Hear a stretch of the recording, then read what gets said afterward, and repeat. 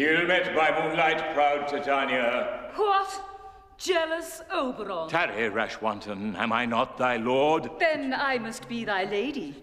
But I know when thou hast stolen away from fairyland, and in the shape of Corin sat all day, playing on pipes of corn, and versing love to amorous Phillida. And never since the middle summer spring we meet the mortal again. Cheekbones, nice hair, very lovely. By dale, by forest, by paved fountain, or rushy brook, or on... Stand at the back with your wig on. Don't think anyone will see you back there, Mr. I cannot continue. I think I detect a little agitation from behind. What is this? Who dares to agitate Mr. Crummel's fairy king? I do. And what is your grumble, sir? He is. I was once this company's Romeo, the romantic lead. And now look at me. Reduced to nothing more than a fairy cobweb. What have you got to say for yourself, sir? Mr. Lenville, I play the parts I'm told to play. Nothing more. You should refuse them, sir. And why should he do that, sir? Because I say so, sir. Mr. Lenville, if my playing Romeo and Lysander distresses you, I'll happily hand them back. You'll do no such thing, Mr. Nickleby. You'll play the parts as publicized. By what right, sir? Oh, look to the ladies, sir. Mr. Nickleby's face is our good fortune. You embarrass me, ma'am. You will be. What are you doing? I'm going to pull your nose, sir. Mr. Crumbles.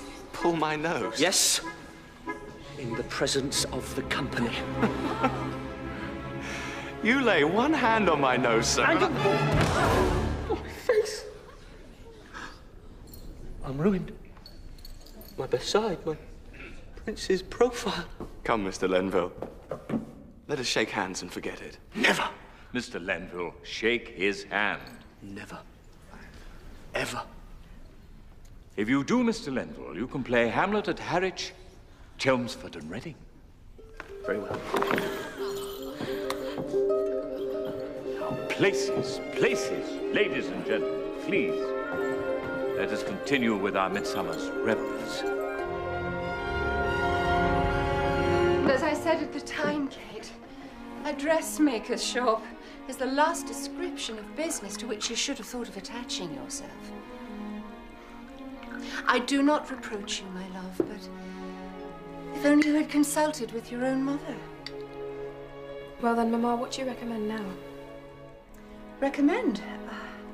Well, that's obvious. Tomorrow morning I shall pay a visit to your uncle.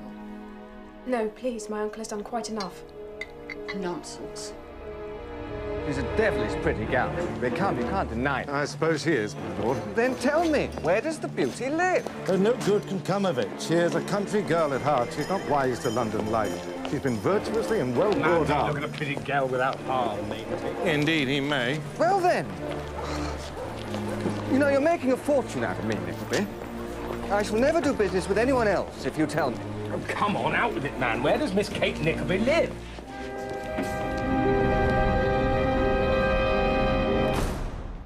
Oh. Mrs. Nickleby to see you, sir. Good morning, brother-in-law. Mrs. Nickleby? I say, hello. Stay there, Mum. Well, this way, sirs. Is this Mrs. Nickleby the mother of Miss Nickleby, the delightful creature we had the pleasure of meeting at dinner? Yes, indeed. No. This lady is far too young for that. Kate Nickleby is indeed my daughter. Her daughter, my lord? Why, I won't believe it. Oh. Yes, it's true. And how is your daughter today, Mum? I'm afraid she's a little downhearted, sir. I'm not sure why. Perhaps she's suffering from something. I suffer constantly from Then perhaps you will allow us to escort you and your daughter to the opera, Ma'am. Oh, the opera. Yes, Mozart. Do you like him, Ma'am? I like anyone who is musical, my lord. Good.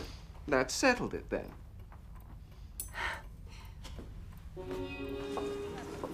Head up. How's the memory, Smike? It comes and goes. Do you remember your first day in Yorkshire? Was it Mr. Squeers first brought you to the school? No.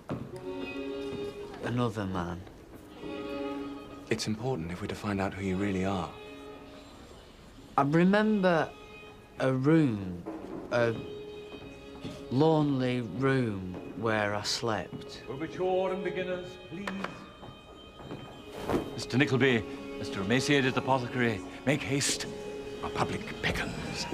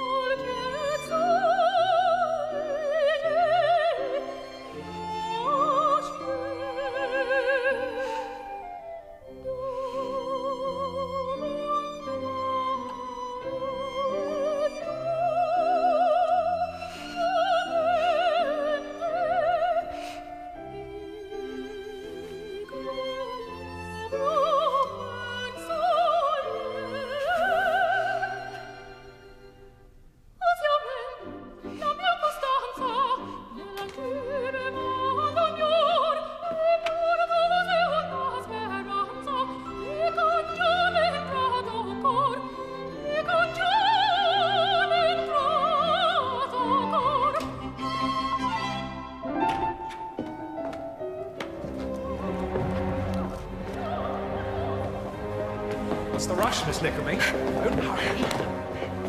You had best not detain me, sir. And why not? My dear creature, why do you keep up this show of displeasure? How dare you speak to me in this manner? You're pretty in a passion. I like it, Mum. I hold you in the bitterest contempt, sir. And I intend to hold you like this, Mum. Let me go! And where would you go, Miss Nickleby? There's nowhere to go. You have no one. Kate, what's wrong? Your daughter's a little flushed, Mum.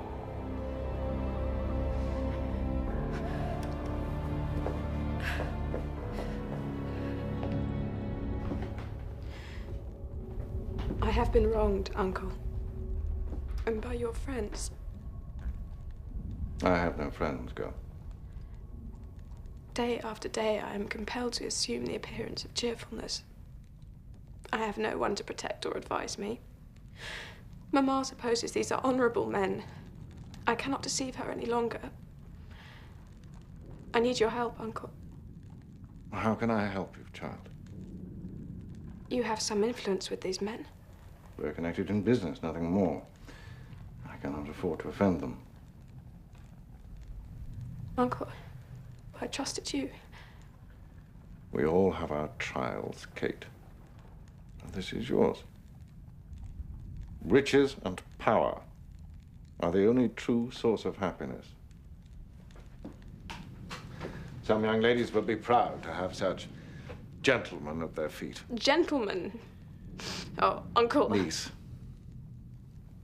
listen to me. My home is a lonely one.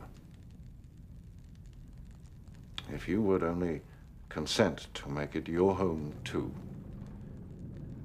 it would bring me so much comfort. Little light. To grant some of the sweet nature that I know you have. Never, Uncle.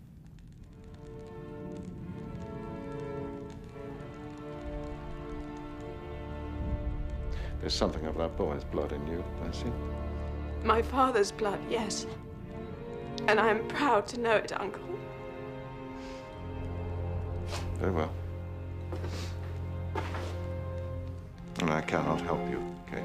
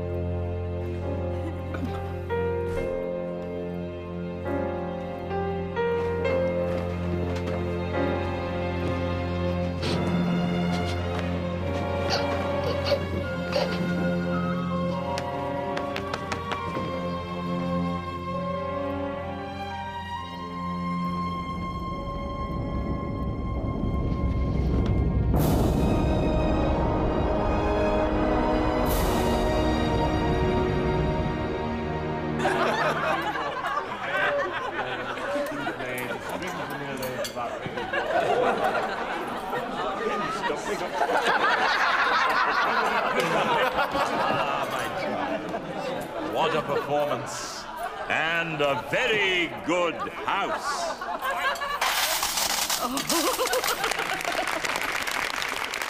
On Monday morning... Pray silence for Monsieur Crummles. Thank you. On Monday morning, we shall read a new piece. Everyone shall have a good part in it. Mr. Nickleby here will see to that. Sorry? You will write us a new piece, sir. I don't think I can write anything for Monday morning, Mr. Crummles. Tish tosh, why ever not? It's too soon. I haven't the invention. Rubbish. Do you understand French? A little. Very good. Toss him a manuscript, my dear. There. Turn that into English and put your name on the title page. 'Tis a fortified firecracker. A veritable hit, sir. I'll do my best. And now, a toast. What's this? Autographs? A letter, sir, from Mr. Nickleby. Well, there's your man over there. What's my part, Mr. Crummles, in the new play? You, Mr. Lendl, why, you turn your wife and child out of doors, and in a fit of rage and jealousy, you stab them both in the forest. And me, Mr. Crummles, what's my part? You are a troubled wretch, filled with remorse. You are overcome, burst into tears, and then, after a very long and disturbing hiatus, you transform and become a virtuous, exemplary character for us all. Very good. Get the curtain down on that, Mr. Crummles, and it'll be a triumph. To be sure, Miss Professor, to be sure. And now, a toast to Mr. Nickleby. Mr. Nickleby! I must go. Whatever is the matter? This letter, it comes from London. The Drury Lane. No, Mr. Newman Noggs. Never heard of him. Does he play the Haymarket? He's my uncle's clerk. Smike? Mr. Lenville. Thank you for everything, Mr. and Mrs. Crummles. Goodbye.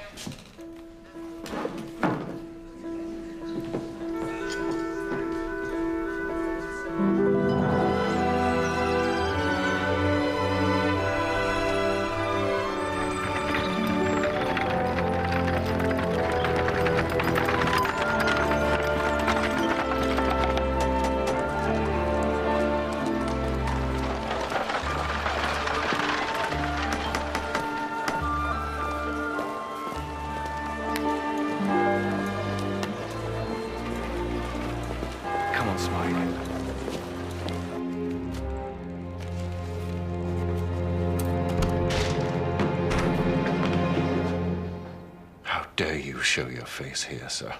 I'm looking for my mother and sister. After all I've told you, you return to London, and still with that boy you've adopted. Come here. You leave him alone. My mother and sister, sir, you'll please tell me where they are. They are living in the house that I have provided for them, enjoying my care and support. If you've taken care of them as you did me, then I pity them. I warn you, boy, for their own good, stay away from them. I understand why she's called a kitchen. Because she spreads like butter. What a hot day in August. And she smells uncommon similar, my lord. Toast to little Kate Nickleby. Little Kate Nickleby. Little Miss Nickleby. I'm afraid the old woman, her mother, has grown so jealous of her, she's locked her away. Oh, infernal cunning. So much the better. I can do anything with the old lady. She believes anything I say. Unlike her uncle. Still, at least the old man introduces to her. Miss Kate Nickleby. Kate Nickleby. I'd like a word with you, sir. A mysterious stranger upon myself. Will you step aside? Name your business or leave the table. Your name and address, sir. I shall give you neither. I am the brother of the young lady who has been the subject of your derision. If you have a friend at this table who is a gentleman, then he will spare your disgrace and give me your name.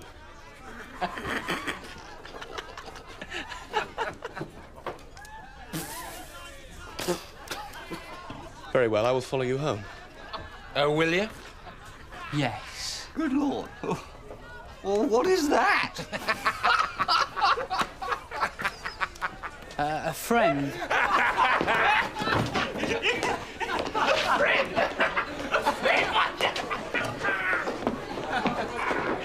He's a friend. Make yourself known to me, sir. Get out of my way. I will follow you. You'll be horsewhipped if you do. You are a scoundrel. And you are an errand boy, for all I know. I am the son of a country gentleman. I am your equal. Will you or will you not answer for your brutal and unruly conduct? No.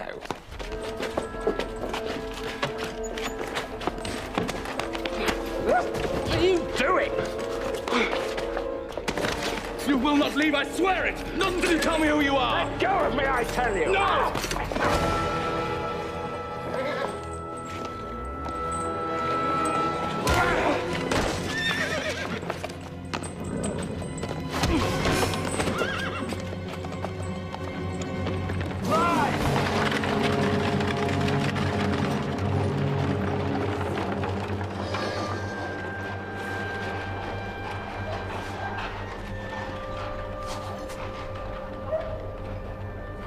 Sir?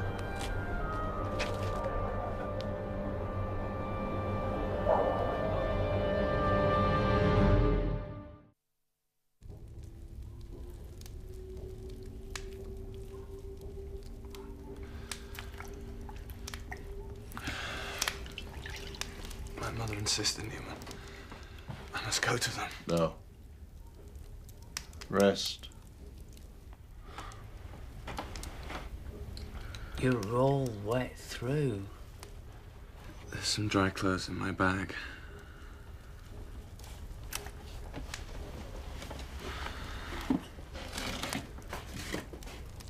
Your uncle is not going to like this. Those two gentlemen were friends of his.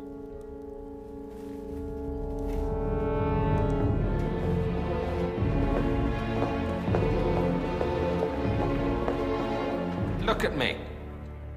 I should be a laughingstock, Nickleby. May I say how grieved I am that any relative of mine, although disowned by me, should have inflicted such punishment. Punishment? Yes. And I see it's been a severe one. Not as severe as the blow my friend here is about to serve on you, Nickleby. I don't understand. Very soft. I'm taking my business elsewhere. Lord Verisopht has decided to borrow his money from someone else. What about the money he already owes me, my lord? His outstanding debts of some £3,000. You can wait. Compensation? Compensation? For this and your broken promises. What promises?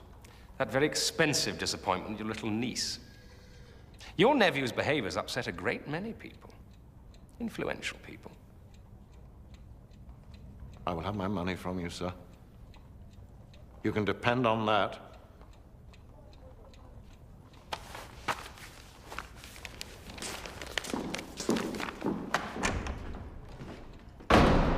How did it go?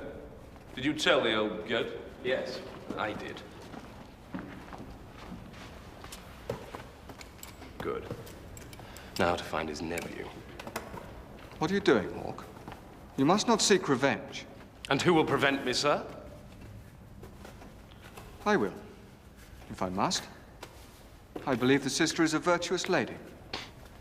And the brother acted as he should. Look to your business, boy, and leave me to look at mine. This is my business. I make it my business. This is a public argument, Hawk. I will not stand for it. Well, then get out of my sight, sir. But where is the wisdom in talking to a coward? Coward? You call me a coward, sir? Yes, sir, I do. What do you say, gentlemen? Wouldn't you agree?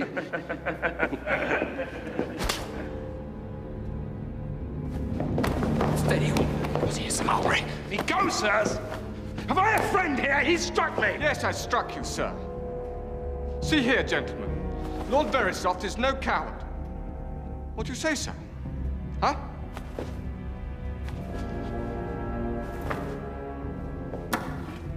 I say, let this quarrel be ended.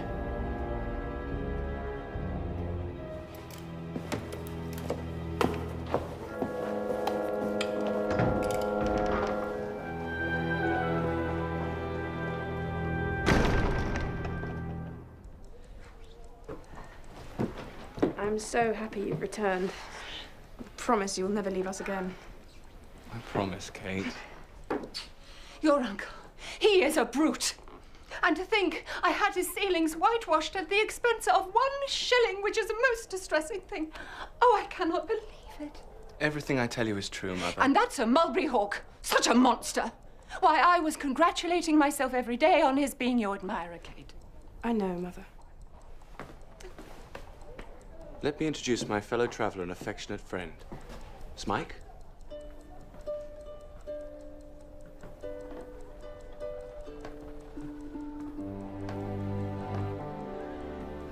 Good morning, sir.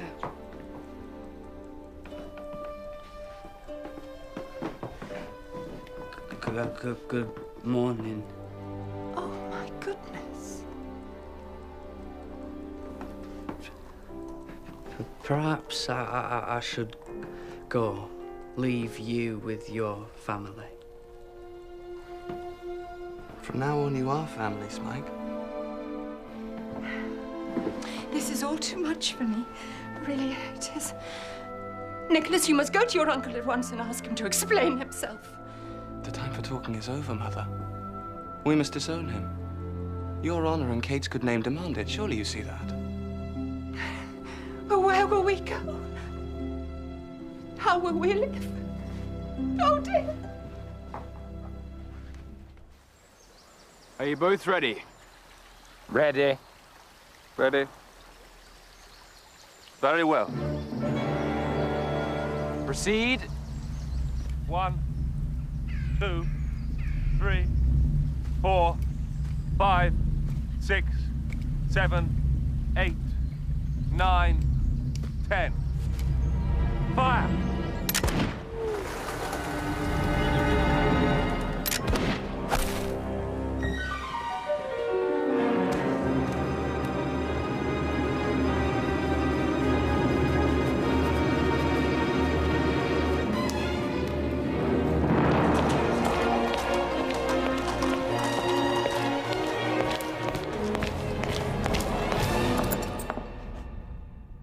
Keys to the Thames Street house, Uncle. What I did for your sister, I did with a good heart. You have no heart. All you care about is money. Good day to you, sir. I'm going. And I see no reason why we should ever meet again. Be careful, sir. You've already made some powerful enemies in this city. And you among them. I will not have my reputation played with. What reputation? Your life is a lie. So like my brother. All the eloquence of a country parson. My father was an honorable man, sir. Yes, sir, and a poor one. Do you imagine that you're capable of looking after your mother and sister? You have nothing, you are nobody. And if I have my way, sir, this is how the matter will stand. I'm not frightened by your threats. I make no threats, boy.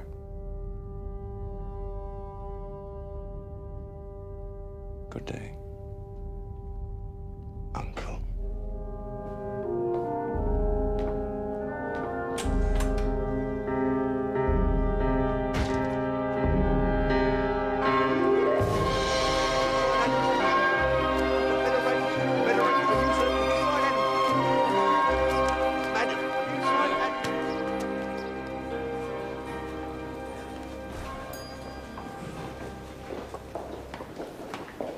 Road sweeper, pot washer. Lock her up. All gone. Yesterday. There's nothing left. Well, you might find something that nobody else wanted on the board over there. Next.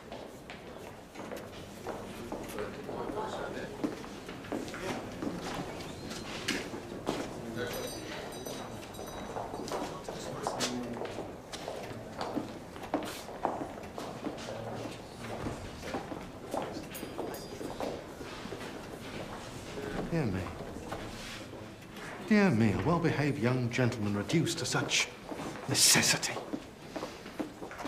Oh, no. You make fun of me, sir. Oh, no, stay. Don't run away. Look here.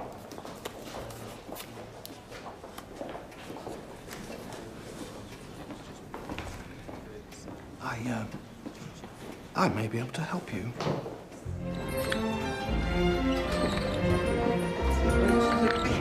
Good morning, gentlemen. Good morning to you. Good morning.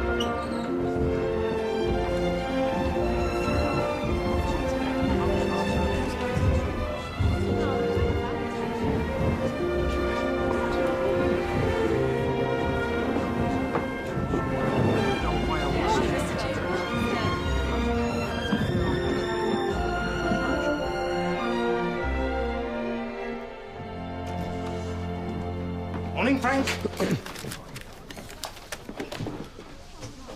Good morning, Uncle. This is my nephew, Mr. Nickleby. How do you do, sir? Brother Ned. Goodbye, my dear. Thank you. Goodbye. Mr. Nickleby.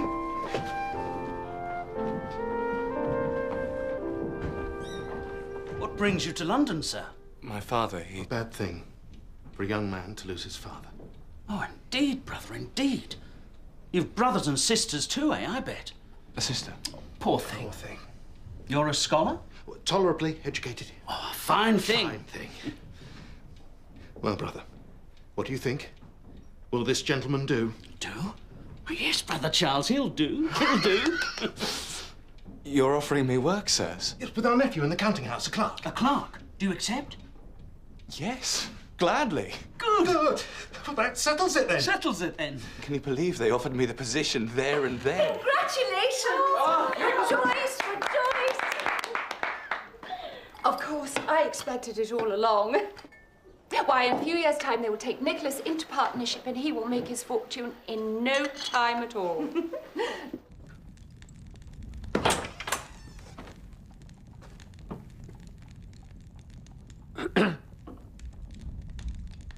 You rang?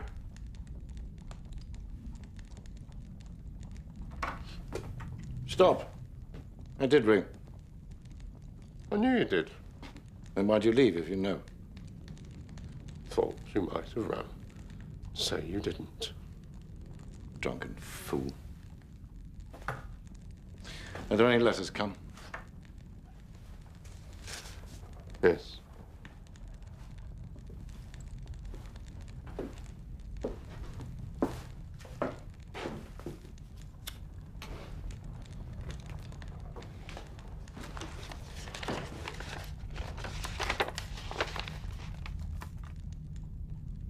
Dead? Not very soft? Found this morning. A duel. With? Hawk. He's run away to France.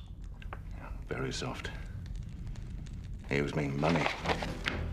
A fortune, £3,000. His debts died with him.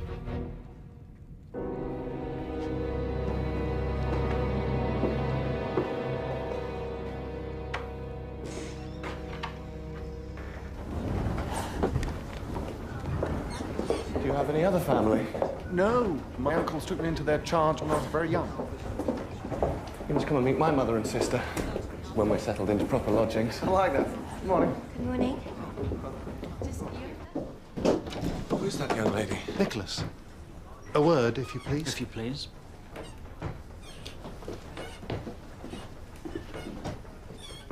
The young lady you saw leave just now, her name is Miss Madeline Bray. Her dead mother was our dear friend.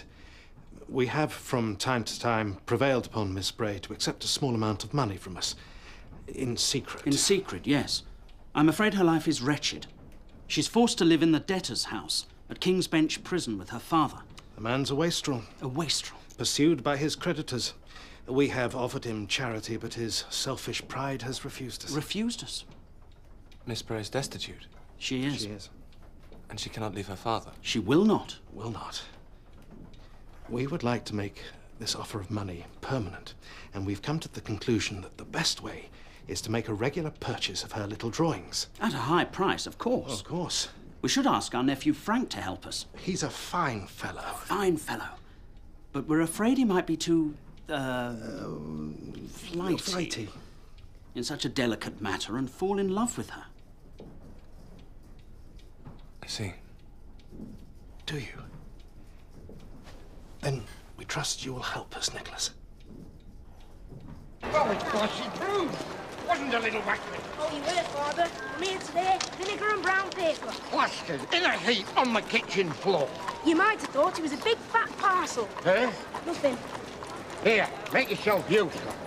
Go and buy something to eat. A nice rich tart. What a miracle of high feeding. Thank you, sir. Now, Mr. Squeers, concerning my nephew's behavior, I see you're not ready to forgive and forget. You'd be right. And if you could, you would like this stolen boy returned. He's a penny. Get out of my I would like him returned, that carrot. Tell me, who is he? I've no idea. A man came asking about him a few weeks back, but nothing came of it. You've no address for him? No, nothing. It could be anybody's. Good. Well, I have some information. My nephew and this boy, they're in London.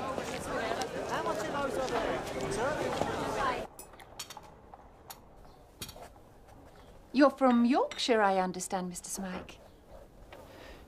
Yes, ma'am. Have you ever dined with the Grimbles at Grimble Hall? Mother.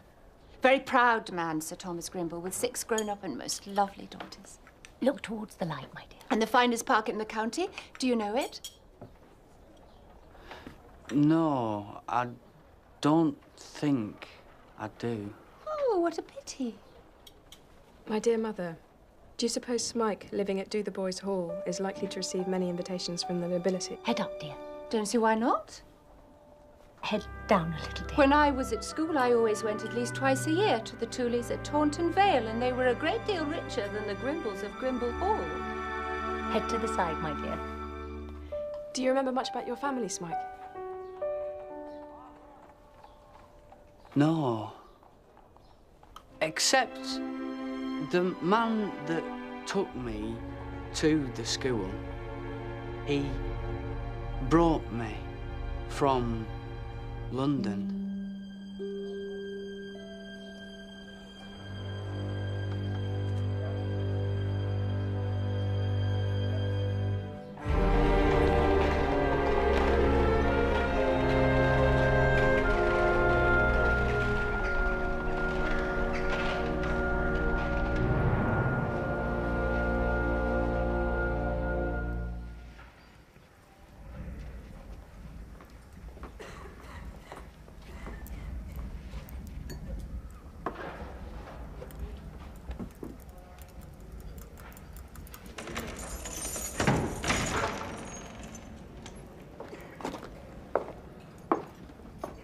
Spray. What do you want? Who are you, sir? I'm an art dealer, sir. I'm here to collect 2 of your daughter's drawings. Madeline, fetch them.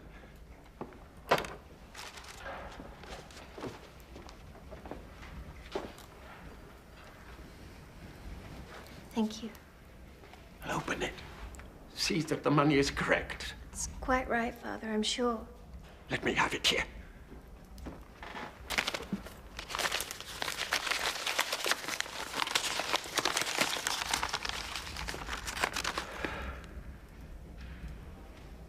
Is this right? It's quite right. Oh, good. Ring the bell.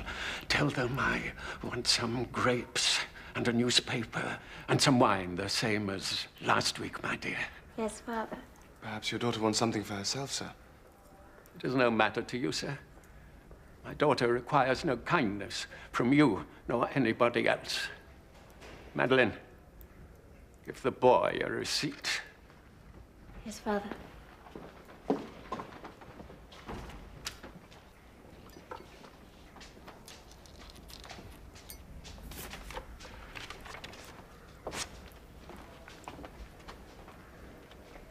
Thank you. When shall I call again? When you are requested to call, sir.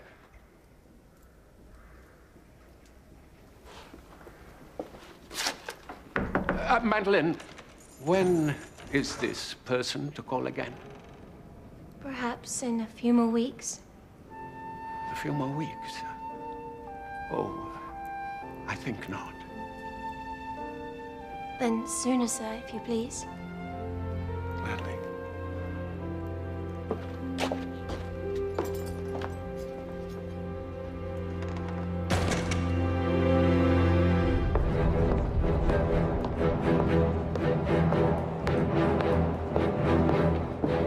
We thank you for coming, Mr. Nickleby. But we must disagree. Disagree?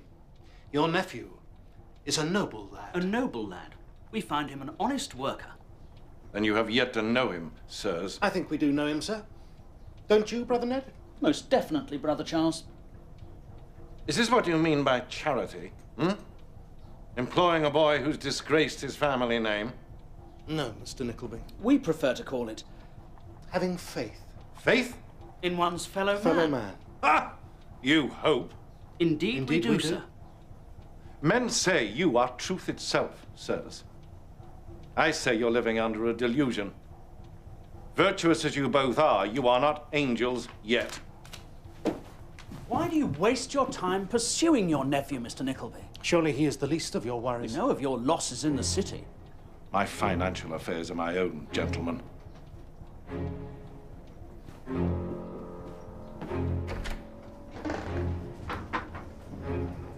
Good day, Mr. Nickleby. Good day.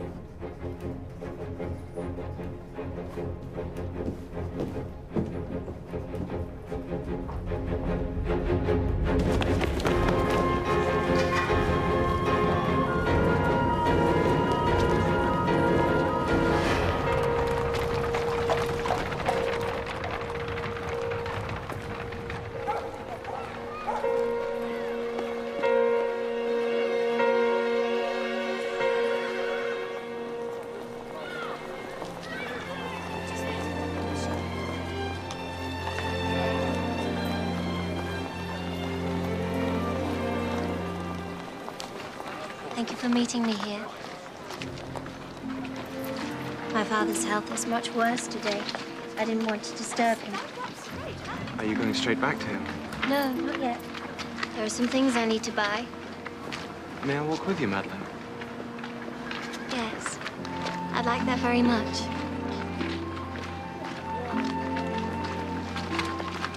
Nicholas, when you acted on stage, what parts did you play?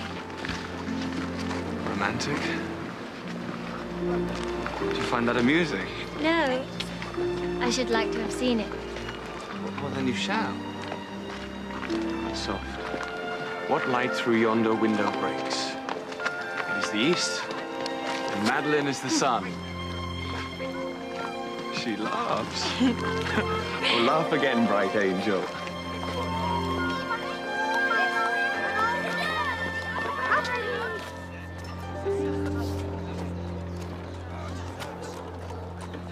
Dear Smike, now you're sure you can manage the London streets?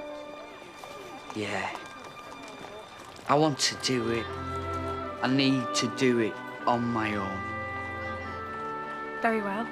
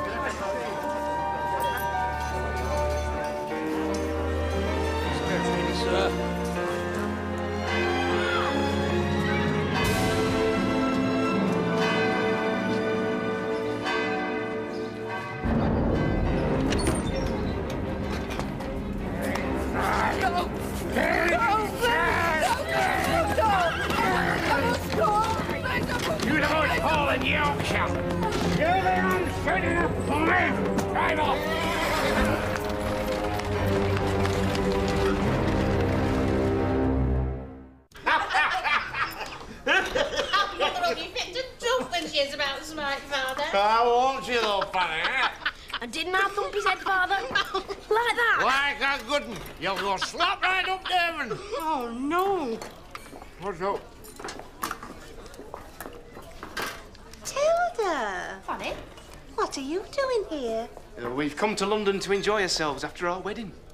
What about you? Oh, fashion and business, Ma'am. I'm afraid I won't be able to see you for a few days. My diary's very full with the visiting gentry. Well, girl, I think it's your turn to be married now, and you'd better make haste. Yes, you must. Oh, I'm in no hurry, Tilda. No, Fanny? No, Tilda. I can wait. Oh, and so could all the young men, it would seem.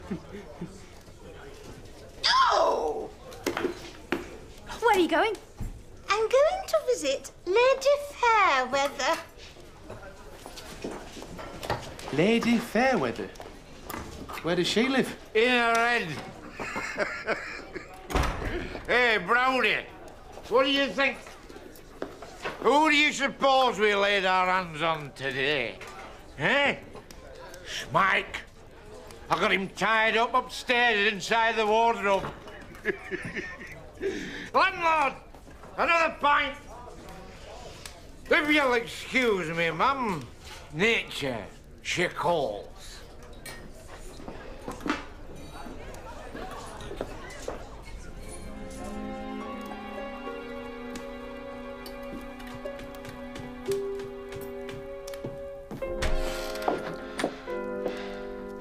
I've looked everywhere. I can't find him.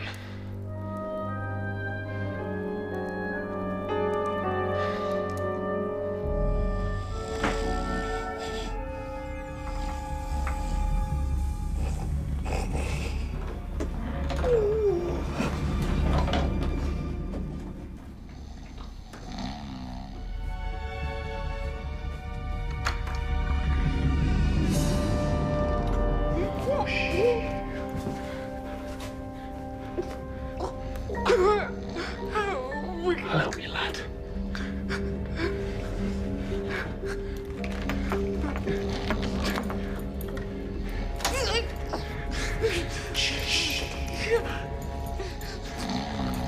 Right, off you go. Run.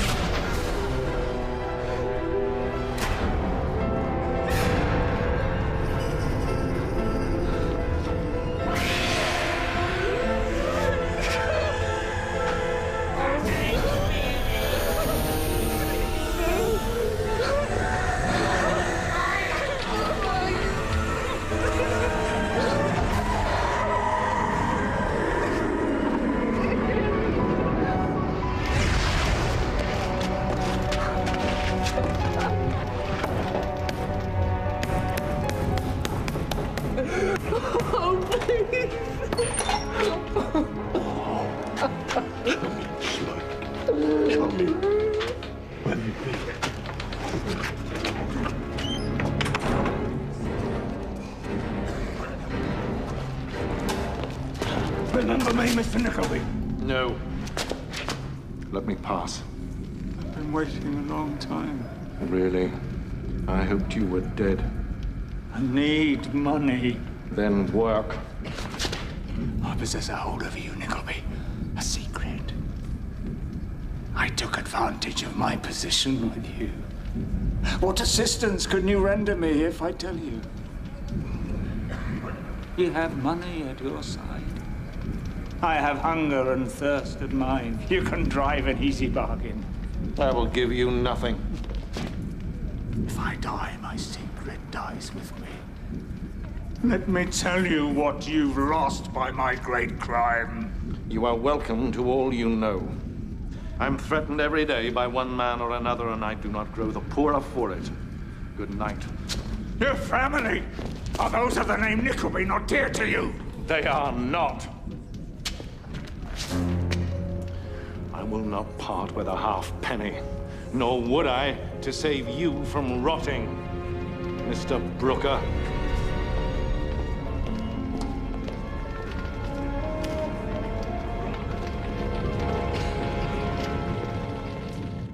We were so worried about you, Smike. Were you? When you didn't come back, we didn't have a moment's peace. Have you finished? Did you think about me, miss? But of course I did, Smike. We all did. Now rest.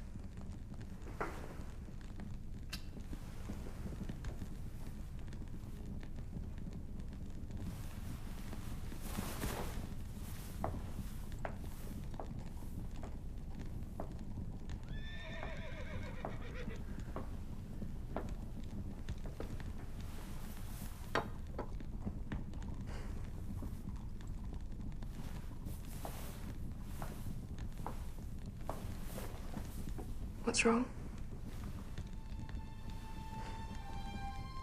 You're hiding something. I'm not. Tell me. I can't. I haven't told anybody, Kate.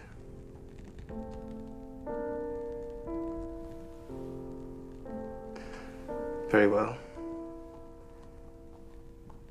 I think I've fallen in love. In love? My brother's in love. Who is she? Her name is Madeline Bray.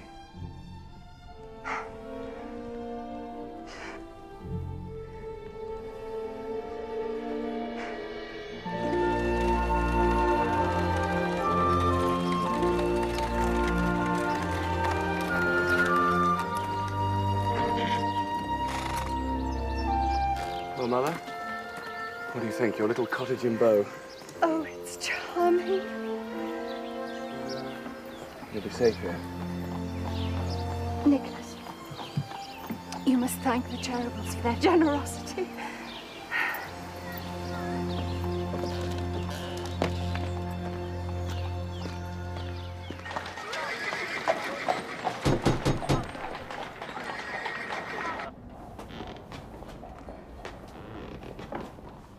I don't know how you manage it, Miss Sliderskew. Manage what? Your beauty. It grows more rare each time I visit. It's a miracle. Truly.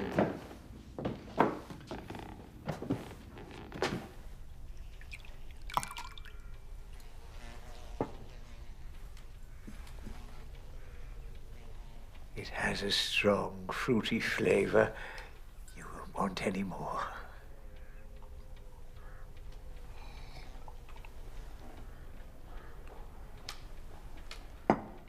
Thank you. Thank you for coming to see me so quickly, Mr. Nickleby. Time is money. Oh, it is. For those of us who make interest on it. I've heard of many losses in the city. I hope you're not one of them. My money's safe, Mr. Gride. I heard different. Why have you asked me here? Get to your point, man. Well, what would you say, Mr. Nickleby, if I was to tell you that I'm going to be married?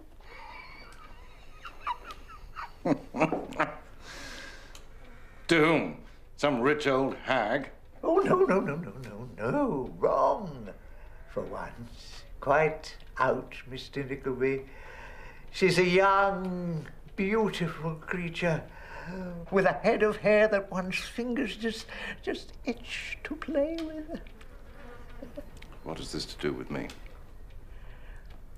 You remember that charming man who used his wife so ill? There are many. Oh, yes. This one owes you money, £975, 4 shillings and three. Walter Bray. I knew you wouldn't forget him. He's old now. He has a daughter, Madeline Bray. You must know her. A certain young man who bears your name visits her often. Go on. I want you to go and talk to the father for me. You can press a point better than most. I'm such a timid old creature. What is there to recommend you, Mr. Gride?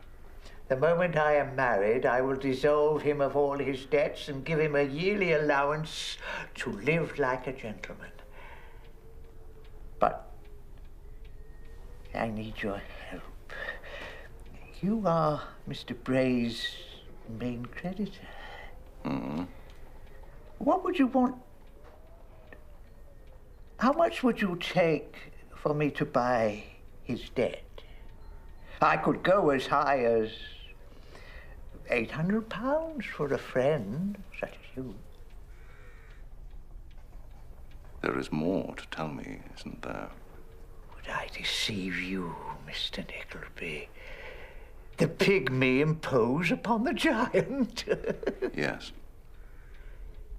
Oh, very well. Then supposing I told you that I had knowledge of some property. See here. I have a will. This property shall be mine if I succeed in marrying the daughter. I found it among Bray's papers. Found?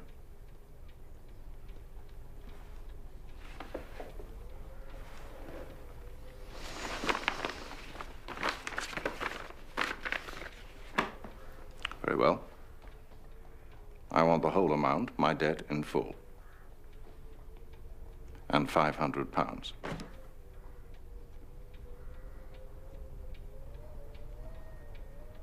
You agree? Of course I agree. Why shouldn't I? You're my friend, Arthur.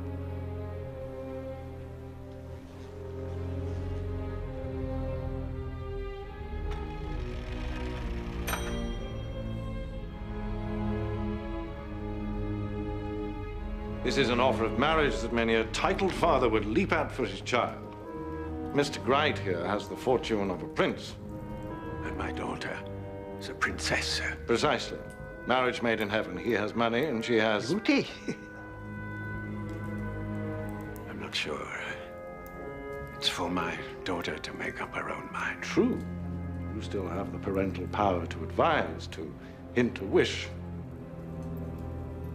Do you think that I'm a broken spirit without the courage to do what is best for my only child? Let me tell you, gentlemen, there was a time when I had power and wealth, and I demanded respect. You are a man still qualified to shine in society, sir. Freedom,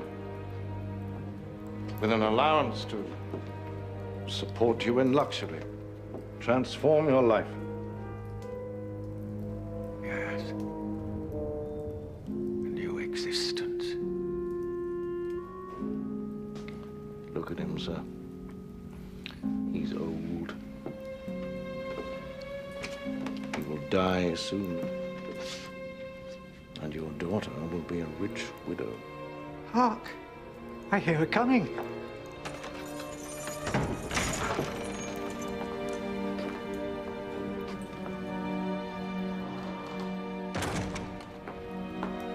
Father? It's nothing, my dear. A sudden spasm, my dear. Goodbye, gentlemen. Mr. Bray, I hope to hear from you very soon. 1 week? Yes. Give me a week. Shake the gentleman's hands, Madeline.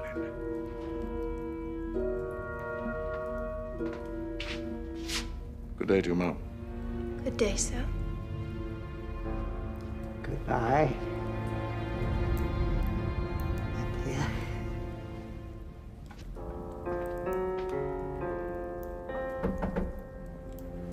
Good day, gentlemen.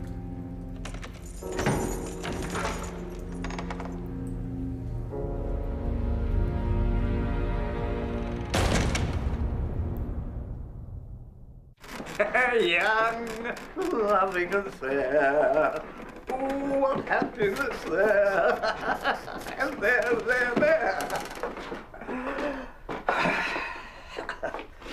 The bottle green jacket, Peg. I'll woo her in bottle green. It's a good one. Got it cheap at a pawnbroker's. It's too good to be wooing in, Master. Haven't you got anything else? It's a pity to waste it. No. I could look handsome for the wooing. Oh, if she's as handsome as you say, she won't look much at you, Master. Why not? She might be sick. You're in a funny humour, ain't you, Peg? Isn't all this wooing enough to make me? Because if you get married, I might be put out onto the street. Oh, Peg. I would never do that to you, Peg. Wouldn't you? Why not? I could never afford to. Your services. They come cheap, eh? Door. What? The door. Answer it. Oh, what happiness there. What do you want? Mr. Gride. What? Who? Gride. I've got an urgent letter from Mr. Ralph Nickleby. Oh. Come on.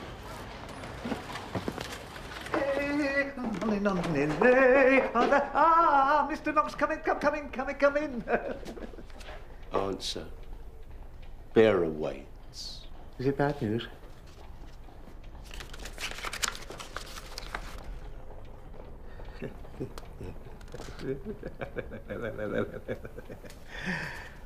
I'll pen a line.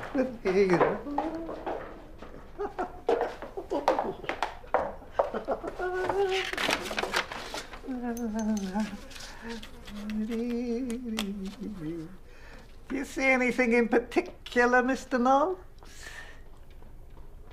Only a cobweb with a fly in it.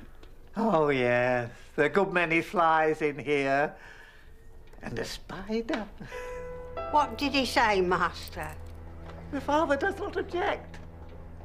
I will be married soon, Peg. Now, let me think. What shall I write? I think my answer is yes.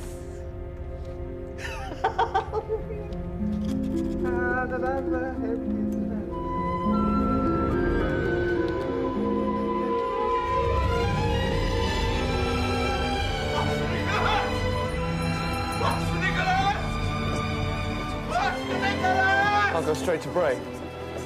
Listen.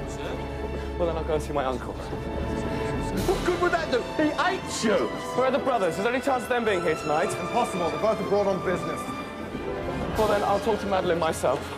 I've got to stop her, Newman! Madeline, please. I beg you to listen. I've heard enough, sir. Can't you see? She doesn't need you anymore. Our lives have changed. Tomorrow, we leave this place. So this is the independence of a man who... Nicholas! Of a man who would sell his own daughter?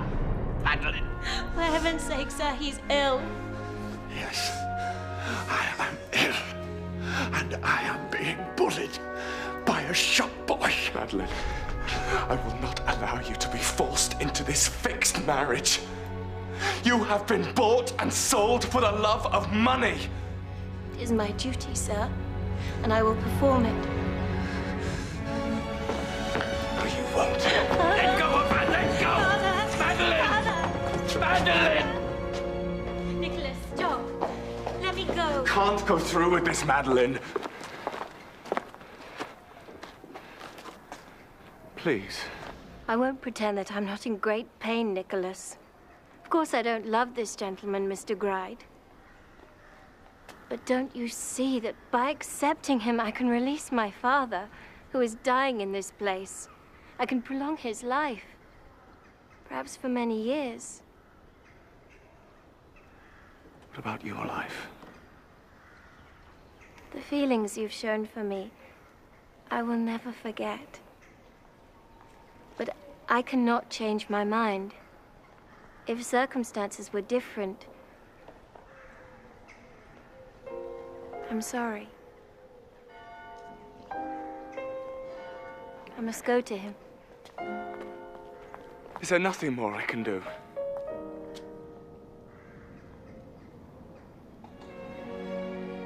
At least wait until the brothers return. I can't. Why not? I'm to be married tomorrow morning.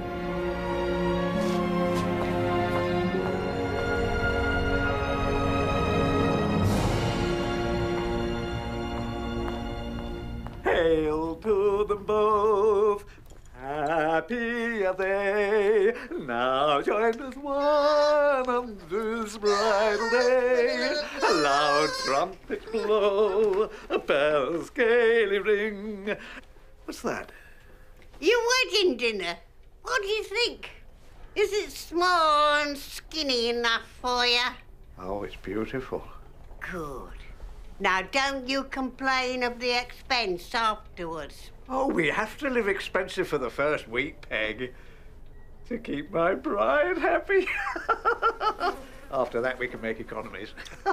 Loud trumpets blow, bells gaily ring, as we together...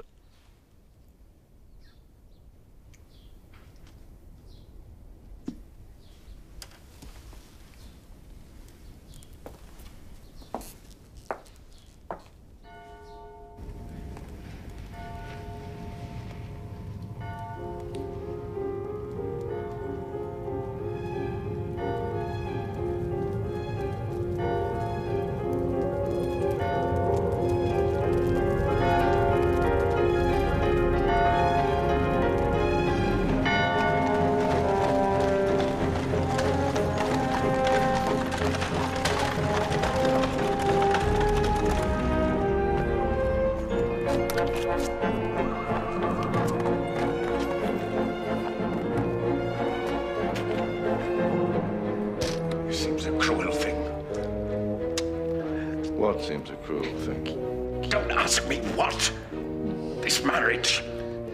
You know quite as well as I do. Look at him. Does it not seem cruel? No. Listen. She's coming.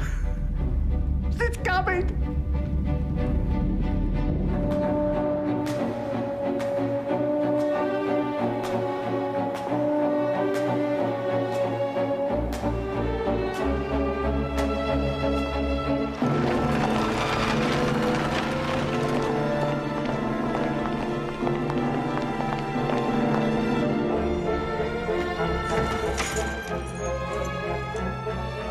She's coming. She's coming.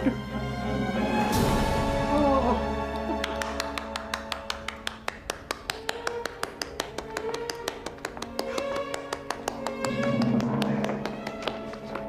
Nicholas Nickleby. I might have known. Good morning, Uncle. Uncle? Who are these people, Nickleby? This fellow here, I'm grieved to say, is my late brother's son. He brings with him his sister, like a cowardly boy tied to his mother's apron strings. I'm not here to speak with either of you. Madeline. Leave me. See? Do you hear? Do you hear what she says? Madeline. No. My father is dead. Dead? No. How did this happen, Nickleby? This man claims his wife and he shall have her. Why? Because her father owes him money. It's too late, Uncle. Look. Oh, dead? Oh, no, Madeline, come to me. Stay away. She shall be Gride's wife. Bride, my lovely bride, my beautiful bride. No. Father. Father. Stay where you are. Father. Come back here. No. Come back here, I say. Never. My beautiful bride. My beautiful bride. Oh, my bride, my bride. Oh, Nickleby, my beautiful bride. Nickleby. My mummy. Oh, beautiful mummy. You talk, Mr. Nickleby, as if I am to blame for the loss of your money. I blame the girl's father for not living 1 hour longer, no one else. Well, what's to be done? Presently, the money is of no importance. First, I have a score to settle with that nephew of mine. Yes, the will. The property. If he marries Miss Bray, he'll get the... He will get nothing. Fetch that will, we must destroy it. Go on, man.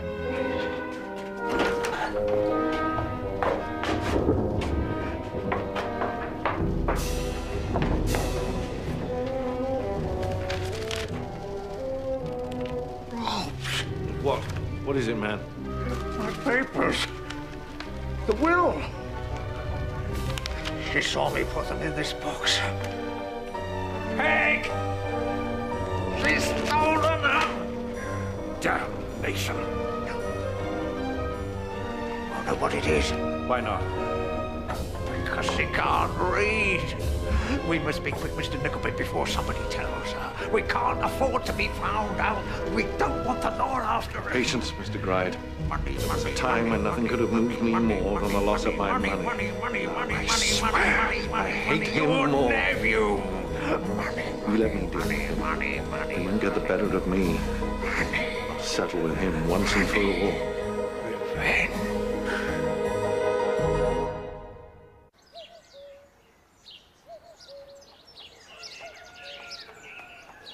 But why is such a great fuss made because Miss Madeline is going to marry somebody older than herself?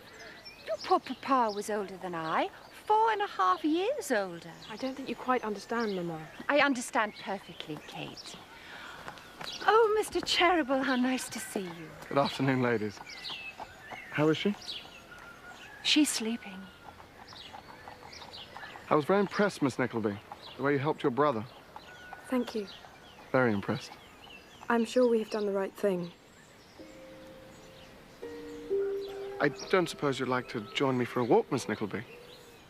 I'll watch over Madeline, my dear. Yes, Mr. Cheeryble, I would. You would? Oh, good. I haven't had much time to explore here. It's beautiful right there.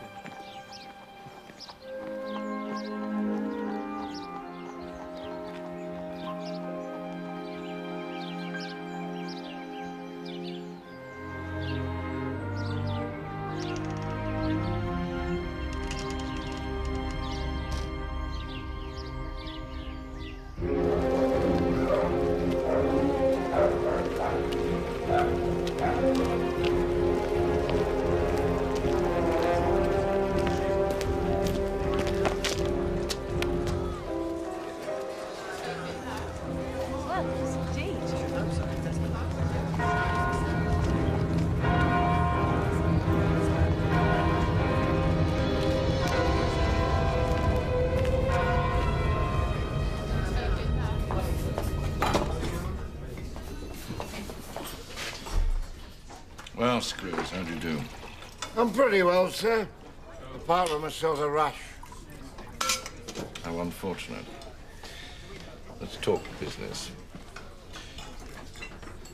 Noggs. Noggs. Get back to the office. My dinner time. Your time is my time. Be gone, sir.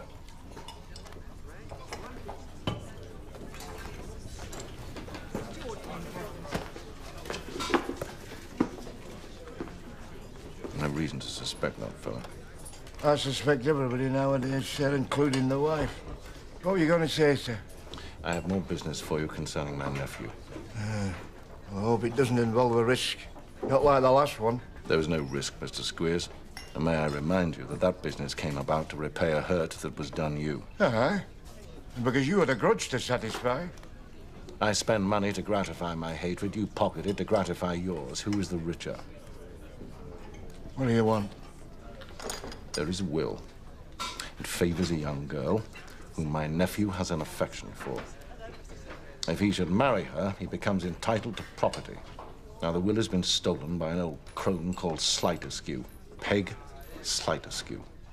I want you to acquaint yourself with her. Retrieve the will and bring it to me. How much will you pay me? £50. 75. 50? 75. Very well.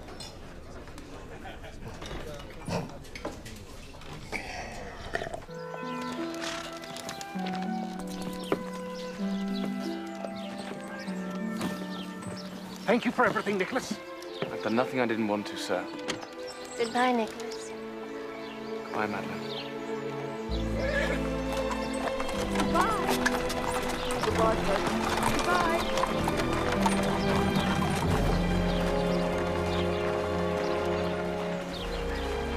What will you do? What can I do, Kate? If I declare my feelings for Madeline, the Cheerables may think I've taken advantage of their trust. The situation is hopeless. They are rich and we are poor. Nicholas, come quickly. He's been staying indoors for days, Doctor. I told him to go out for a walk, but he wouldn't. Or he couldn't, and now, well... Mr. Nickleby, are you free to travel? Why? The boy should be taken from London at once. Cleaner air. Well, will he get any better?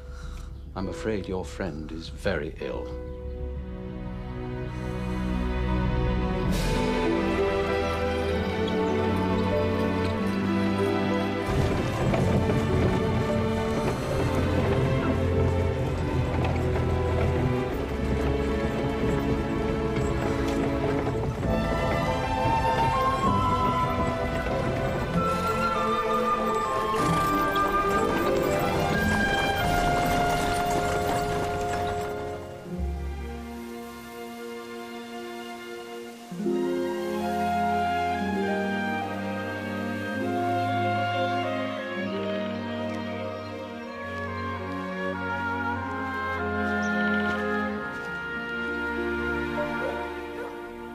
This used to be my home.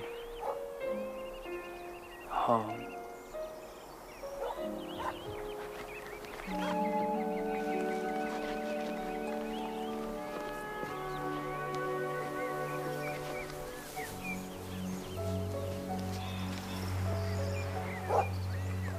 I was happy here, Smike.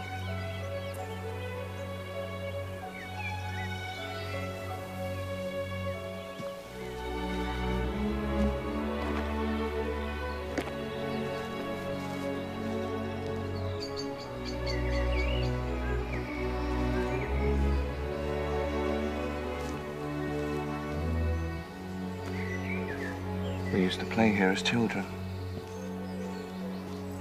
Once, when Kate was little, we lost her. And after searching for hours, we found her sleeping under this tree. Now it shades my father's grave. What's wrong? There, in the trees. What is it? He's the man who there watching.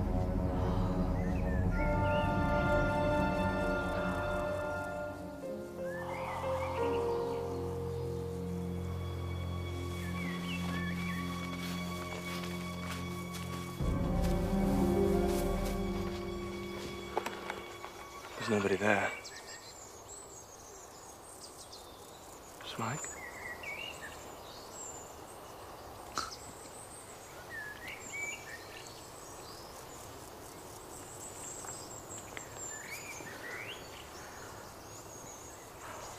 Always remember, you made me happy. And you me, Smike. May I tell you my secret? Of course.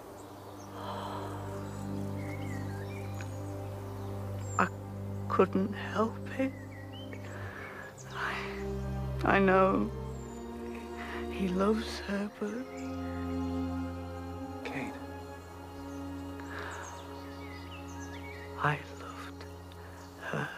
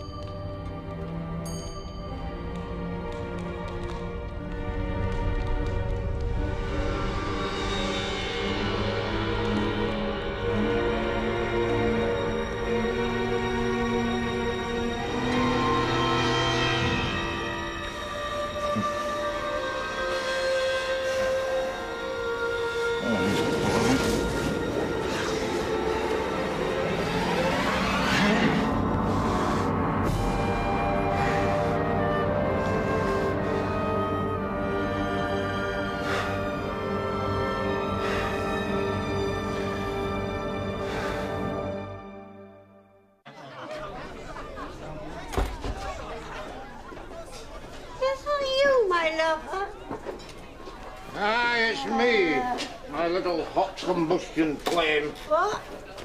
I said I've never seen such an ugly toad in all my life. Don't say such things. Cheers. Thank you. The last one was the first one of the day. I can tell. Oh, you frightened me, sir. It's a startling thing for a stranger to say they know all about you. We were destined to meet, Peg. It was in the stars. In the stars. The moon and the stars. Say it again. What did you see in the stars? Right. He wasn't married. No! Not married! And a miserly old goat. I've got my hands on what he wants. Show me. No. What did you say? Oh, you're tickling me. Ah, you're tickling me. Ah! Oh, you're tickling me. Oh, you're tickling me.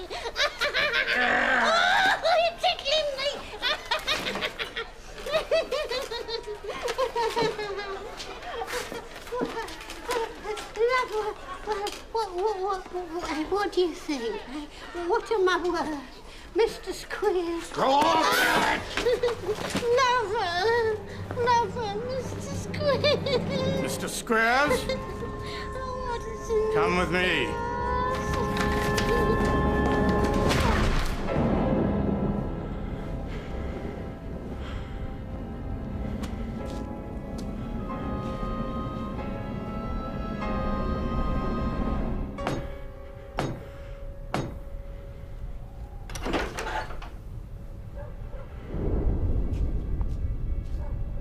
Is your brother home? Who are you?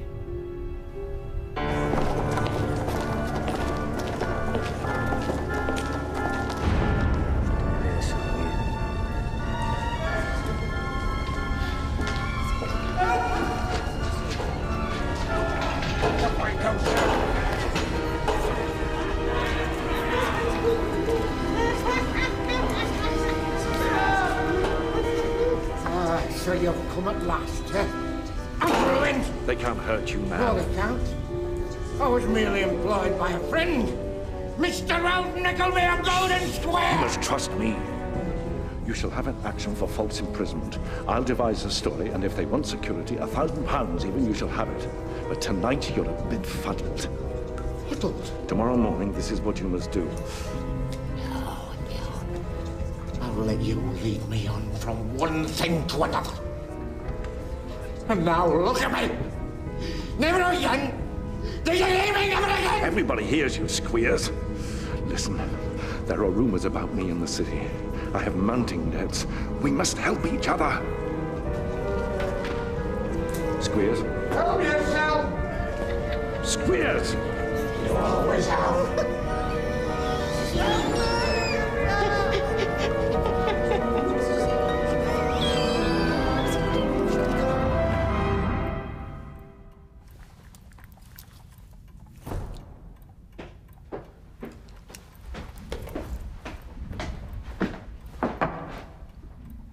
What's going on? We have a visitor.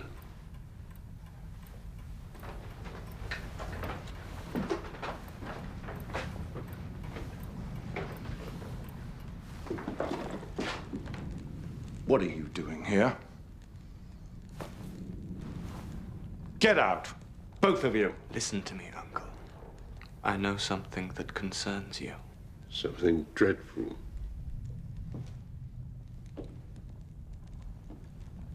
What's this? Who's there?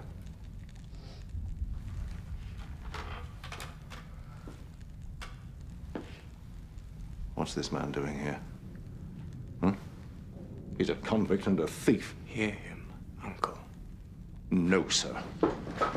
Yes, sir. Please begin, Mr. Brooker. There was a boy. Your son. I have no son. Yes, you had. You once were married, Uncle.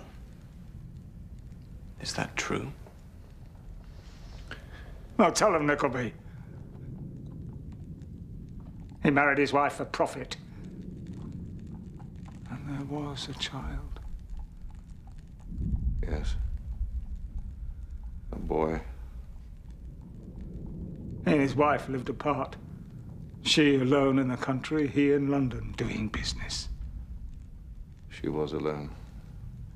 Yes, I left her alone. And she eloped with a younger man.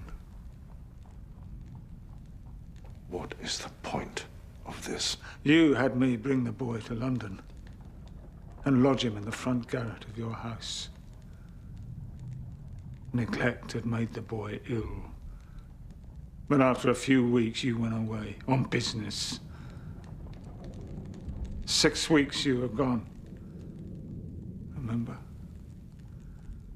And when you came back, I told you your son was dead.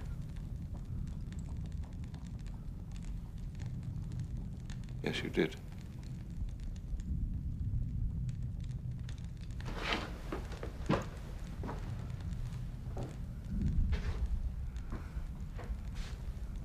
He wasn't.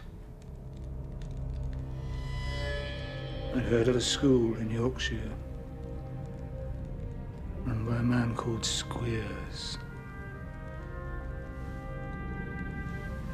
I took the boy there. Later, I was going to resurrect him for you. Get some of your money. But I got arrested on another matter and transported for some years. I just got back. I sought you out! I hinted what I might tell you, my great secret.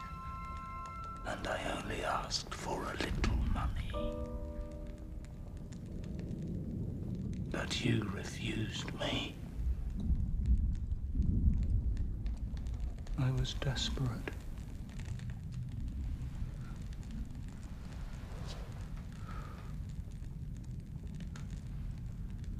The clerk found me and gave me a pittance. And told me of your nephew, Nicholas Nickleby. The boy Mr. Brooker stole from you. and left in a school in Yorkshire. That boy was Smike. Smike?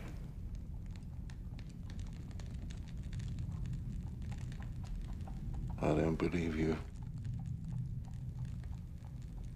Where is he? Let me see him. You can't. Why not? He's dead.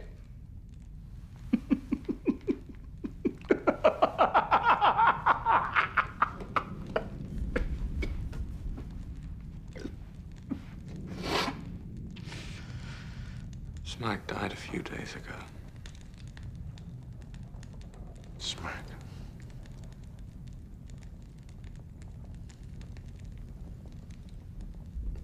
Oh, my God.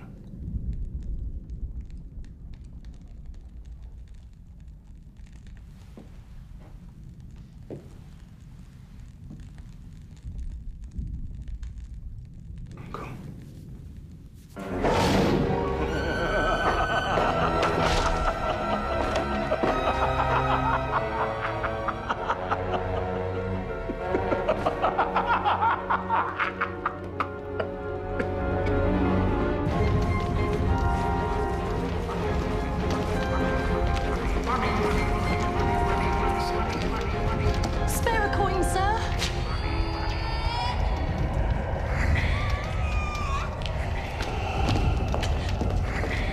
Please, sir.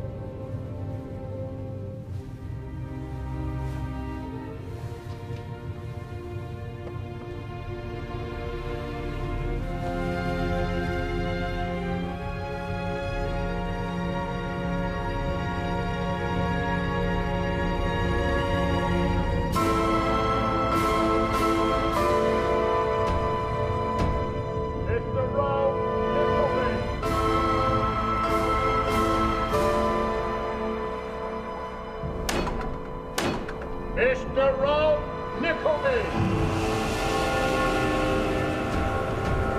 Rob Nickleby! Rob Nickleby!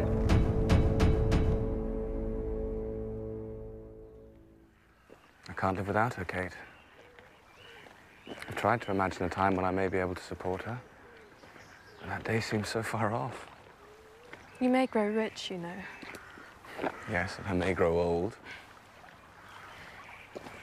I have something I must tell you, Nicholas. While you're away, Frank Cheeryble asked me to marry him. And? Like you, I don't want to offend the Cheerybles. They've done so much for us. And they would expect Frank to marry someone with money. But you love him. Yes.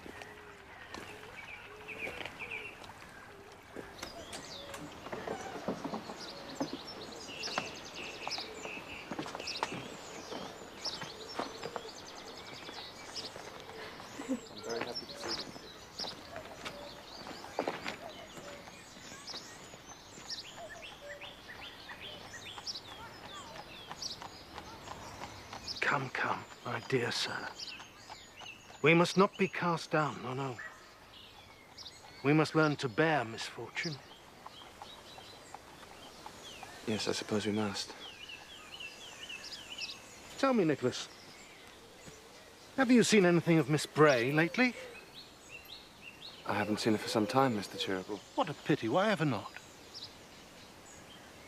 Well, then you won't know of her good fortune. Miss Bray has become entitled to a good sum of money and property worth... £12,000. Her grandfather's stolen will, yes. Quite a dowry, don't you think? I hope it will make her very happy, Mr. Cheerable. Good. Because here she comes.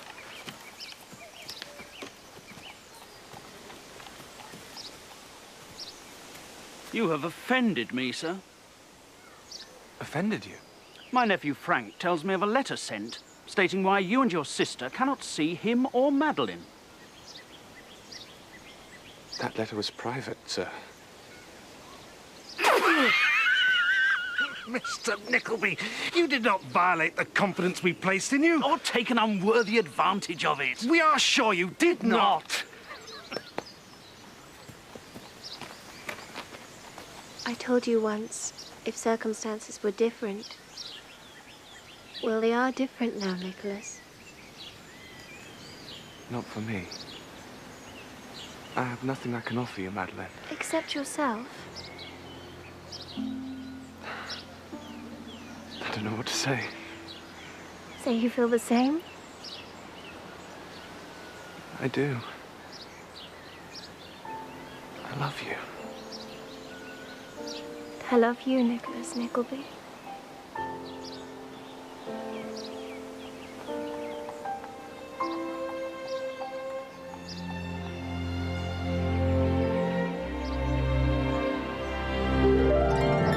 And when her term of mourning had ended, I offered Madeline my hand.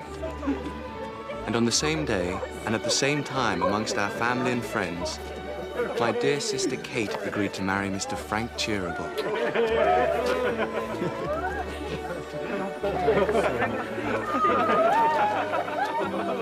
The weddings were held near our family home at the little church in Devonshire.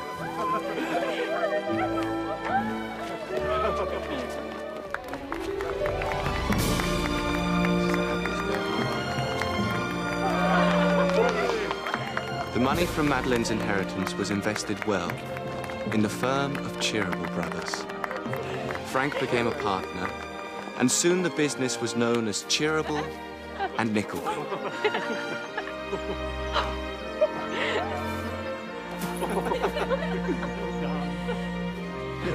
My future prospered, and I was able to buy the childhood home where we'd spent many tender years.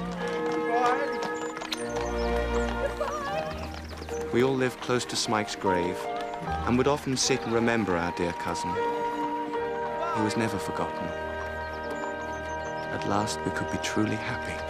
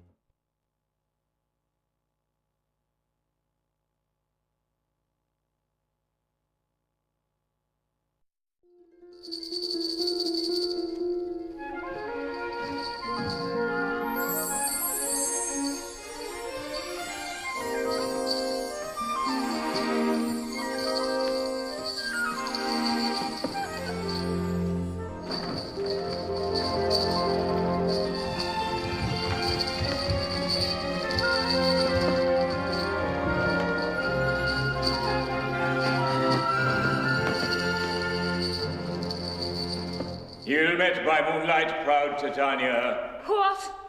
jealous Oberon. Tarry, rash wanton, am I not thy lord? Then I must be thy lady. But I know when thou hast stolen away from fairyland, and in the shape of Corin sat all day, playing on pipes of corn, and versing love to amorous Phillida. And never since the middle summer spring we meet the mortal again. By dale, by forest, by paved fountain, or rushy brook, or on... Down at the back with your wig on. Don't think anyone will see you back there, Mr. I cannot continue. I think I detect a little agitation from behind. What is this? Who dares to agitate Mr. Crummel's fairy king? I do. And what is your grumble, sir? He is. I was once this company's Romeo, the romantic lead. And now look at me. Reduced to nothing more than a fairy cobweb.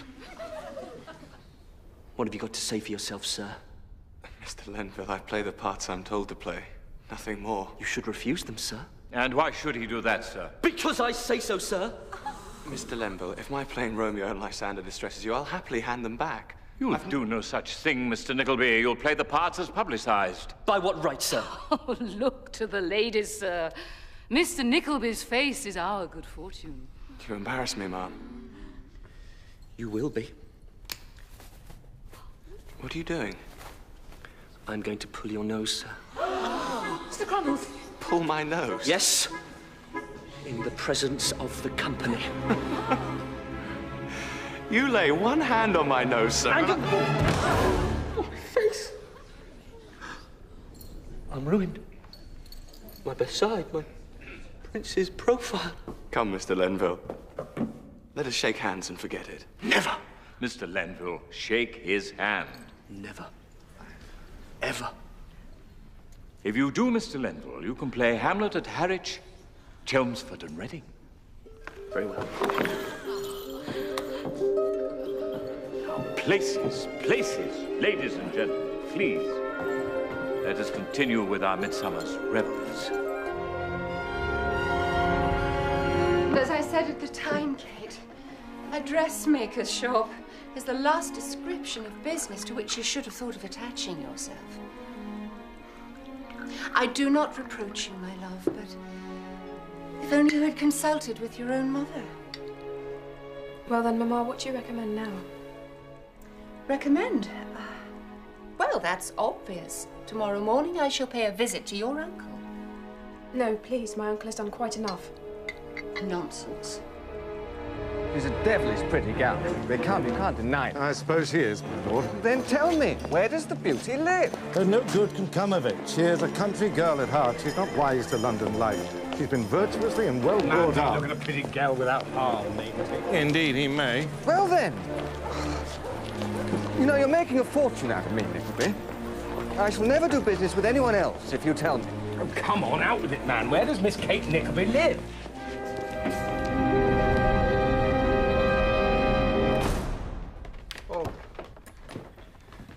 Mrs. Nickleby to see you, sir. Good morning, brother-in-law. Mrs. Nickleby? I say, hello. Stay there, Mum. Well, this way, sirs. Is this Mrs. Nickleby the mother of Miss Nickleby, the delightful creature we had the pleasure of meeting at dinner? Yes, indeed. No, this lady is far too young for that. Kate Nickleby is indeed my daughter. Her daughter, my lord? Why, I won't believe it. Oh. Yes, it's true. And how is your daughter today, Mum? I'm afraid she's a little downhearted, sir. I'm not sure why. Perhaps she's suffering from something. I suffer constantly from Then perhaps you will allow us to escort you and your daughter to the opera, Mum. Oh, the opera. Yes, Mozart. Do you like him, Mum? I like anyone who is musical, my lord. Good. That settled it, then.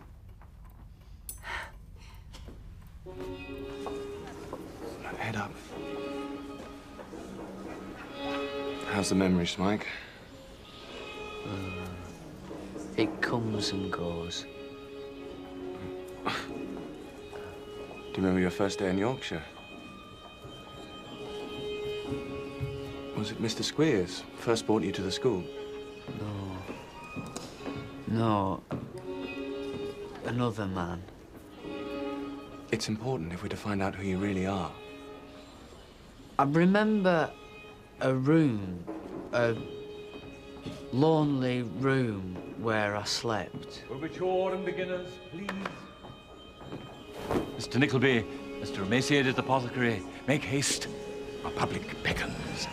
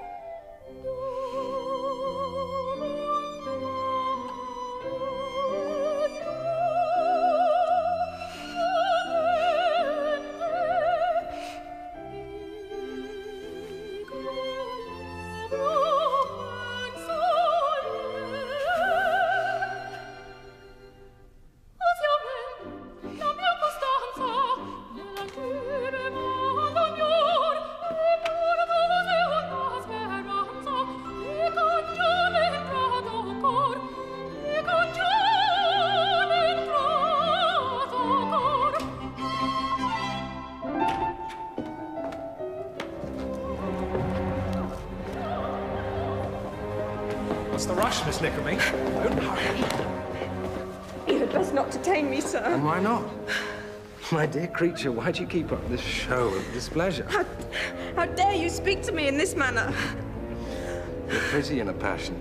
I like it, Mum. I hold you in the bitterest contempt, sir. And I intend to hold you like this, Mum. Let me go! And where would you go, Miss Nickleby? There's nowhere to go. You have no one. Kate, what's wrong? Your daughter's a little flushed, Mum.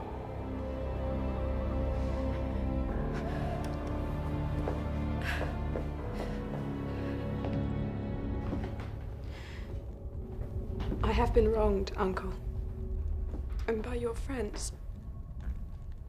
I have no friends, girl. Day after day, I am compelled to assume the appearance of cheerfulness. I have no one to protect or advise me. Mamma supposes these are honorable men. I cannot deceive her any longer. I need your help, Uncle. How can I help you, child?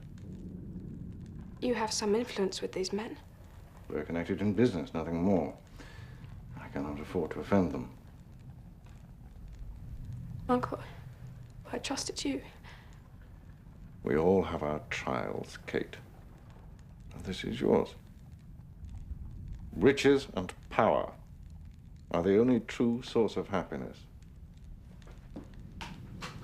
Some young ladies will be proud to have such gentlemen at their feet. Gentlemen?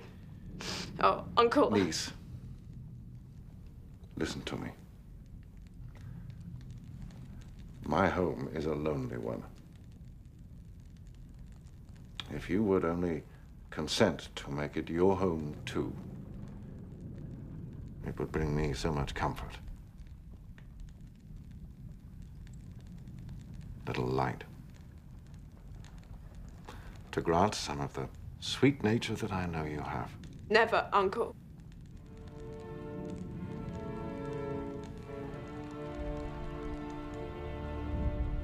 There's something of that boy's blood in you, Nancy. My father's blood, yes. And I am proud to know it, Uncle. Very well. And I cannot help you, Kate.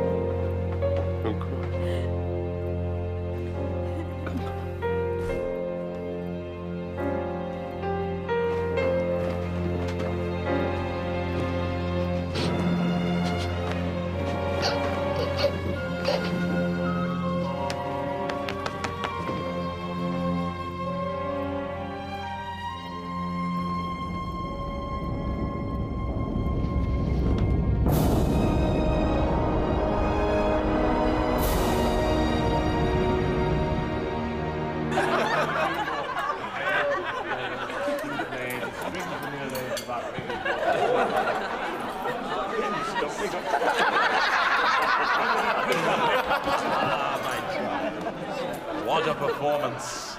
And a very good house.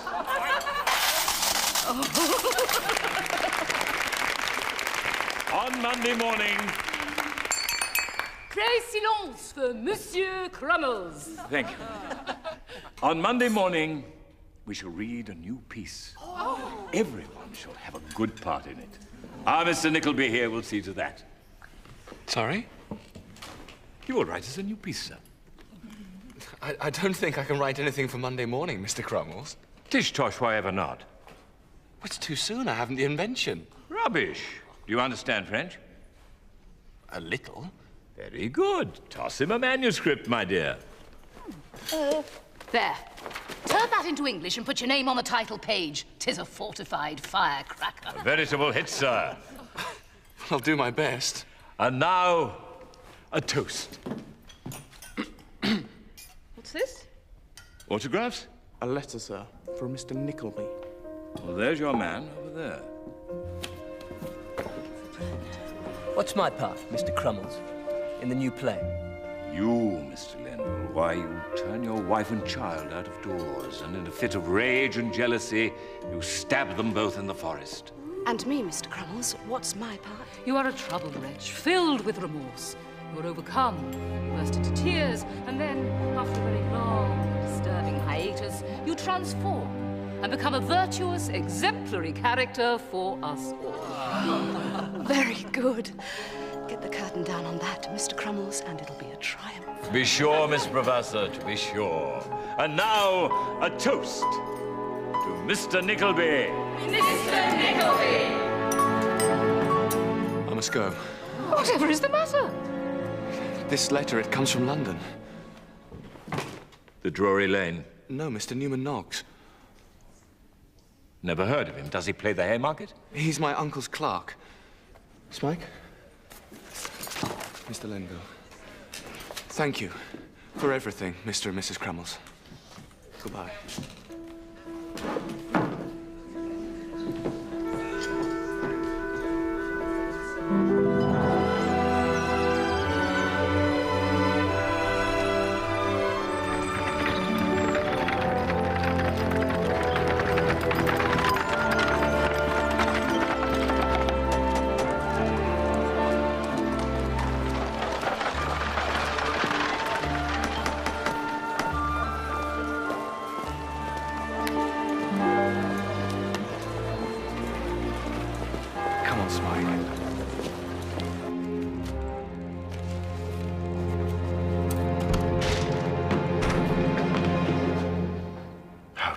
Show your face here, sir.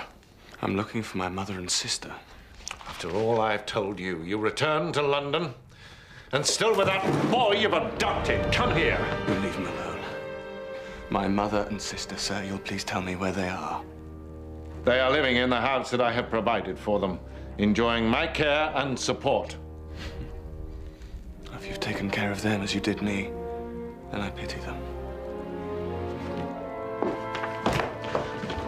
I warn you, boy, for their own good, stay away from them. I understand why she's called a kitchen, because she spreads like butter. What a hot day in August. And she smells uncommon similar, my lord. Toast to little Kate Nickleby. Little Kate Nickleby. Little Miss Nickleby. I'm afraid the old woman, her mother, has grown so jealous of her, she's locked her away. Oh, infernal cunning. So much the better. I can do anything with the old lady. She believes anything I say. Unlike her uncle. Still, at least the old man introduces to her. Miss Kate Nickleby. Kate Nickleby. I'd like a word with you, sir. A mysterious stranger upon myself. Will you step aside? Name your business or leave the table. Your name and address, sir. I shall give you neither. I am the brother of the young lady who has been the subject of your derision. If you have a friend at this table who is a gentleman, then he will spare your disgrace and give me your name.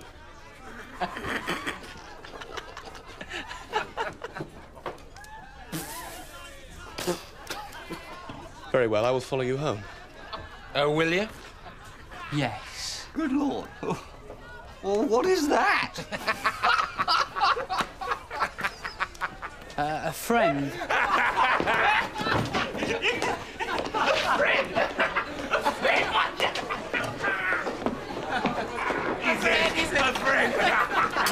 Make yourself known to me, sir. Get out of my way. I will follow you. You'll be horsewhipped if you do. You are a scoundrel. And you are an errand boy, for all I know. I am the son of a country gentleman. I am your equal. Will you or will you not answer for your brutal and unruly conduct? No.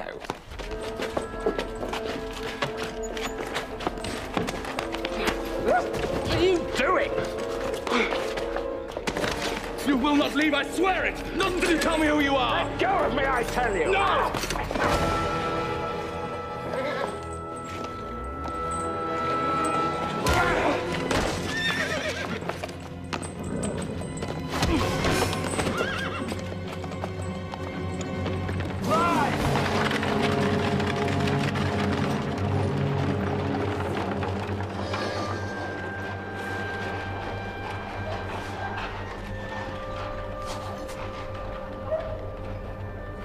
Sir?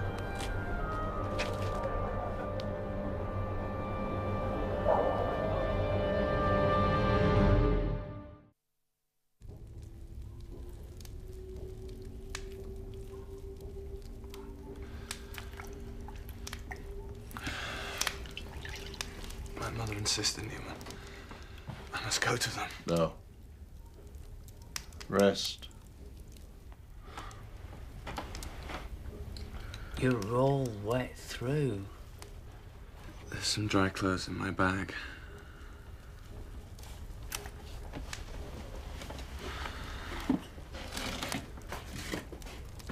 Your uncle is not going to like this. Those two gentlemen were friends of his.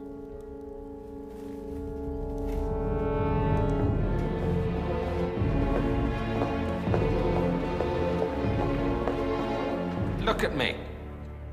I should be a laughingstock, Nickleby. May I say how grieved I am that any relative of mine, although disowned by me, should have inflicted such punishment. Punishment? Yes.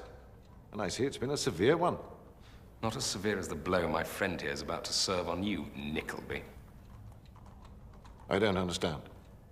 Very soft. I'm taking my business elsewhere. Lord Verisopht has decided to borrow his money from someone else. What about the money he already owes me?